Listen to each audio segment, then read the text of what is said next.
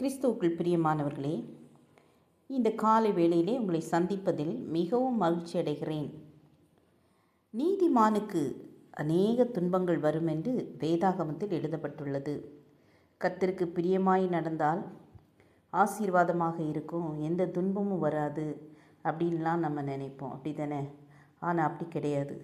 நீதிமானுக்கு தான் அநேக துன்பங்கள் வரும், வியாதிகள் வரும், மனுஷரால் கேடுகள் வரும். எல்லாவற்றையும் தாண்டி போக கர்த்தர் அவனுக்கு என்ன செய்வாராம்? பலன் கொடுப்பாராம். நீங்கள் யோபுவை பற்றி பார்த்துருப்பீங்க. யோபு உத்தமனும் சன்மார்க்கனுமாக இருந்தான். அவனுக்கு வந்த பாடுகள்லாம் உங்களுக்கு தெரியும். பிசாசானவன் யோபுவை எவ்வளவு கஷ்டப்படுத்த முடியுமோ அவ்வளோ கஷ்டப்படுத்தினான். ஆனால் எல்லாவற்றிலும் யோபு பொறுமையாக இருந்ததுனால அவன் வாழ்க்கையில் ரெண்டத்தனையான ஆசீர்வாதத்தை என்ன செய்தான்? பெற்றுக்கொண்டான்.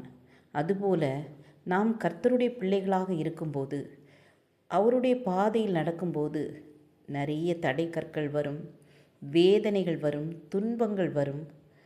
ஆனாலும் எல்லா இக்கட்டுகளிலிருந்தும் நம்ம என்ன செய்வார்? ஆண்டவர் விடுவிப்பார்.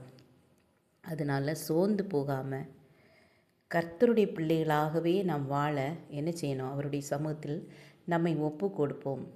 கர்த்தர் தாமே ஆசீர்வதித்து நடத்துவார். ஜெபம் செய்வோம்.